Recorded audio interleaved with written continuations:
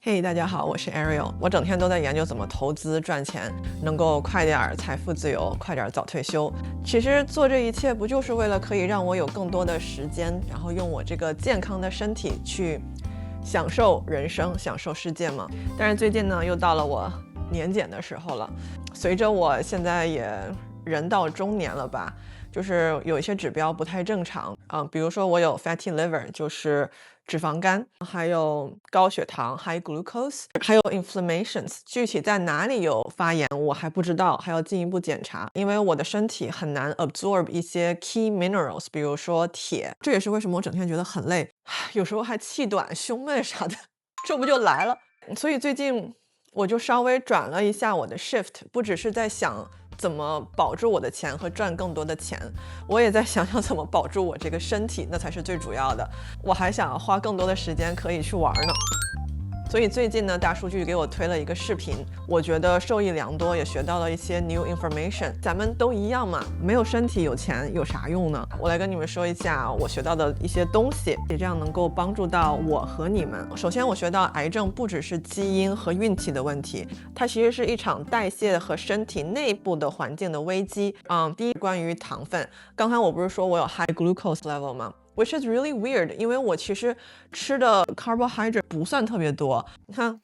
我喝的奶茶是0糖的，所以为什么我还是 glucose 高呢？可能也是，就是可能吃点糖葫芦什么的，还是有原因的。我认识到了奶茶、甜咖啡，就是这些 soda， 我们都知道对身体不好，但还有一样东西也是 equal 的不好，就是纯果汁 100% juice。Which is a new learning for me， 因为我不是很喜欢慢慢的啃水果，我经常把所有水果打成果汁，以为是对自己身体健康。但是 what I learned is 这样子的话会给我的身体火上浇油。如果你一下子吸入很多糖分到你的 bloodstream， 医学上这个叫做 Warburg effect， 正常细胞呢是慢速高效的帮你消耗能量，但是如果你一下子吸收了很多糖分到血液，没有膳食纤维的缓冲的话，那就像坏细胞有一台油门踩到底彻底失控的发动机，坏细胞会需要惊人的速度来燃料，来 break down， 那这个就是葡萄糖。美国的 Cancer Society 发出 warning， 过量的使用果汁或者是米制品，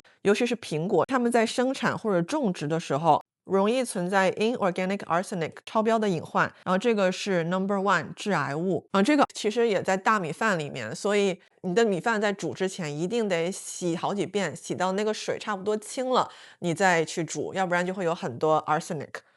那第二就是加工食品，这个我们也大概都知道，包括泡面spam， 他们会就是让身体长期慢性的低度炎症，就是我的情况。这些 ultra processed food 里面会加很多防腐剂嘛，它会破坏我的肠道的微生态屏障，这个会削弱我的免疫系统。另外我还喜欢吃的是这种话梅，这个就是很咸的东西嘛，甚至有可能是腌制的，极高浓度的盐分会反复刺激，然后伤害我的胃黏膜，长期的慢性发炎会让细胞失去了自我修复的能力。还有第三点就是吃红肉，新闻喜欢把肉类一刀切，但是科学要讲细节。刚刚我们说的午餐肉、香肠、培根这些腌制的时候会产生这个进入胃酸环境以后会破坏我的 DNA。加工肉类比如说 bacon sausage 还有午餐肉，这些是明确的致癌物，必须少吃。